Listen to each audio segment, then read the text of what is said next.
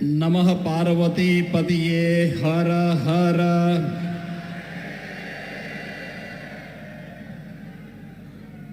श्री नीलकंठ महादेव मंदिर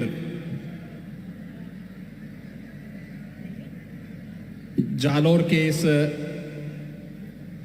भव्य पुनर्स्थापना कार्यक्रम कि आज के इस समारोह में मंच पर उपस्थित केंद्रीय मंत्री और जिनके प्रयास से आज मुझे यहां आने का सौभाग्य प्राप्त हुआ है, माननीय श्री गजेंद्र सिंह शेखावत जी, आचार्य स्वामी अभयदास जी महाराज, नीलकंठ महादेव मठ के श्री महंत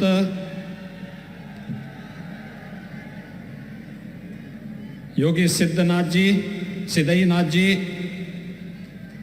करड़ा पीठ से श्री महंत योगी काशीनाथ जी, जिनकी प्रेरणा से पवित्र कार्य हुआ है, राव श्री मुक्त सिंह जी, राव श्री प्रेम सिंह जी, राव श्री कुशवंत सिंह जी, राव श्री जगदेव सिंह जी, प्रेम भारती जी और भारतीय जनता पार्टी के यहाँ के स्थानीय हमारे सभी पदाधिकारी और माननीय विधायक श्री नारायण चौधरी जी, भारी संख्या में भीनमाल जालोर के इस भव्य समारोह में उपस्थित सभी श्रद्धालुजन, उपस्थित भाइयों बहनों, आज मेरे लिए बहुत सौभाग्य का विषय है कि मुझे 1400 वर्ष प्राचीन इस भव्य मंदिर में पुनरुद्धार के इस कार्यक्रम में आप सबके साथ न केवल इस पूरे यज्ञ को सिद्धि में बदलने के इस आयोजन के साथ सहभागी होने का सौभाग्य प्राप्त हुआ है, बल्कि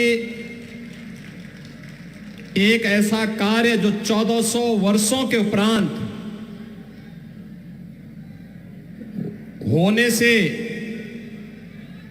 एक नया संदेश देश के अंदर जाने वाला है। आप सब जानते हैं कि मर्यादा पुरुषोत्तम भगवान श्री राम ने लंका पर विजय प्राप्त करने की शुरुआत की थी रामेश्वरम में ज्योतिर्लिंग की स्थापना करके, और भीनमाल में श्री नीलकंठ महादेव के इस भव्य मंदिर के पुनरुद्धार कार्यक्रम के बाद यह तय हो गया है कि अगले 1 वर्ष के अंदर अयोध्या में भगवान राम के भव्य मंदिर में भी रामलीला विराजमान होने वाले हैं।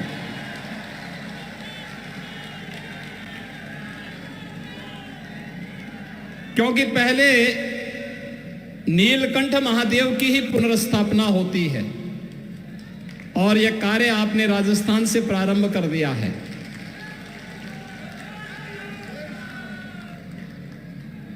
राजस्थान की धरती धर्म और कर्म का, भक्ति और शक्ति के एक समन्वय का केंद्र बिंदु है। धर्म के वास्तविक मर्म को अगर समझना हो तो राजस्थान का आकर के दर्शन करो।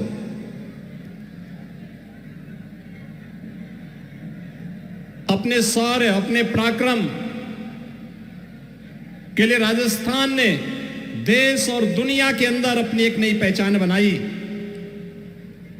तो भक्ति के केंद्र भी सिद्धों, योगियों, संतों, ऋषि मुनियों ने भी अपनी साधना भूमि के रूप में इस धरती को चुना और जालोर तो हमारे नाथ संप्रदाय के बहुत सिद्ध योगी थे।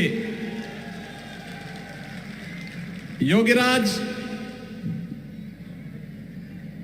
जालंधर नाथ जी, जिनके नाम पर ही जालोर नाम पड़ गया। आप जालोर में जाते होंगे, श्री मंदिर में जाकर के दर्शन करिए। क्या भव्यता है, क्या दिव्यता है, क्या सिद्धि का आध्यात्मिक ओज है, यह भी हम सबको वहां देखने को मिलता है। और जालौर की धरती पर इसी परंपरा को पवित्र करने वाले योगीराज पीर शांतिनाथ जी महाराज का सानिध्य भी एक लंबे समय तक जालौर वासियों को प्राप्त होता रहा। आज वही परंपरा आगे बढ़ रही है और आज मेरे लिए यह अत्यंत महत्वपूर्ण है कि इस मठ में आज सिद्ध योगी पूज्य भलई नाथ जी महाराज के भंडारा आदि का कार्यक्रम भी यहां संपन्न हो रहा है। नाथ संप्रदाय में और योगी परंपरा में संतों सिद्धों योगियों की परंपरा में भंडारे का अपना एक महत्व होता है, वह भी आज संपन्न हो रहा है। मुझे आपके साथ इस कार्यक्रम में सहभागी होने का अवसर प्राप्त हो रहा है। मैं इसके लिए इस पूरे कार्यक्रम में मुझे यहां पर आने के लिए आमंत्रण देने के लिए केंद्रीय मंत्री माननीय श्री गजेंद्र सिंह शेखावत जी को, श्री मोप्त सिंह जी को, श्री प्रेम सिंह जी को और उनके परिवार के सभी सदस्यों को मैं हृदय से धन्यवाद देता हूं। और आप सभी भीनमाल के श्रद्धालु जनों के प्रति मैं आभार व्यक्त करता हूं कि आप लोगों ने जो उत्साह दिखाया है, यह उत्साह हम लोगों को एक नई ताकत देता है। पूरी मजबूती के साथ धर्म के पथ पर चलते हुए अपने कार्यों के निर्वहन करने की एक नई प्रेरणा हम सबको प्रदान करता है। और आज मुझे प्रसन्नता है कितना भव्य आयोजन पिछले 11 दिनों से लगातार यहां पर चल रहा है। शेखावत जी अपने व्यस्त कार्यक्रमों में से समय निकाल करके स्वयं लखनऊ आए। मैं उनके आमंत्रण को अस्वीकार नहीं कर सकता था। फिर बीच में उन्होंने फोन करके भी पूछा, कहा कि आपका अभी तक कार्यक्रम पहुंचा नहीं है। तो मैंने कहा नहीं, अब तो मैं जरूर ही वहां पहुंच रहा हूं, आप चिंता मत करिए। और आज भाइयों बहनों, मुझे आप सबके बीच में आने का सौभाग्य प्राप्त हुआ है। यह 1400 वर्ष पुराना नागभट्ट द्वारा स्थापित भगवान नीलकंठ का यह पवित्र स्थल हम सबको अभिभूत करता है। मुझे अभी महाकवि नागभट्ट की प्रतिमा पर भी माल्यार्पण करने का अवसर प्राप्त हुआ था। और मुझे प्रसन्नता है कि पिछले 15 वर्षों से राव मुक्त सिंह जी ने जिस संकल्प को लिया, वह संकल्प आज इतना भव्य मंदिर के रूप में भिनमाल के श्रद्धालु जनों के लिए, जालौर के श्रद्धालु जनों के लिए, राजस्थान और देश और दुनिया से आने वाले श्रद्धालु जनों के लिए यहां पर भगवान नीलकंठ के इस पवित्र शिवालय के दर्शन करने का इस भव्य मंदिर में अवसर प्राप्त होगा। यह अपने आप में सौभाग्य का अवसर है। कल ही हम लोगों ने देश के 74वें गणतंत्र दिवस का आयोजन संपन्न किया है। आज देश आगे बढ़ रहा है। याद करिए, आजादी के अमृत महोत्सव वर्ष में प्रधानमंत्री मोदी जी ने हम सबको एक संकल्प दिलाया, पूरे देशवासियों को। और वह संकल्प था अपनी विरासत के एक संकल्प, जो 5 प्रण थे उनमें से एक प्रण था विरासत के प्रति सम्मान का भाव, अपनी विरासत का संरक्षण करना। ये विरासत का ही संरक्षण है। 1400 वर्ष पहले 7वीं शताब्दी में जिस मंदिर की पुनर्स्था, जिस मंदिर की प्राण प्रतिष्ठा का कार्यक्रम संपन्न हुआ, आज उसका एक भव्य रूप राव मुक्त सिंह जी के सहयोग से, उनके साधना से, आप सबके उत्साह से वह भव्य रूप हम सबको देखने को मिल रहा है। आज जिस प्रकार की एकता इस धार्मिक आयोजन में देखने को मिल रही है, कोई जाति नहीं, कोई मत का भेद नहीं, कोई मजहब का भेद नहीं। भाइयों बहनों, हम सबको अपने दैनिक जीवन में भी इस भाव को अंगीकार करना होगा। हमारा सनातन धर्म भारत का राष्ट्रीय धर्म है। हम सब अपने व्यक्तिगत स्वार्थों से ऊपर उठ करके अपने इस राष्ट्रीय धर्म के साथ जुड़ते हैं। हमारा देश सुरक्षित हो, हमारे मान बिंदुओं की पुनर्स्थापना हो, गौ ब्राह्मण की रक्षा हो, किसी कालखंड में अगर हमारे धर्मस्थलों को अपवित्र किया गया है, उनकी पुनर्स्थापना का एक अभियान चले।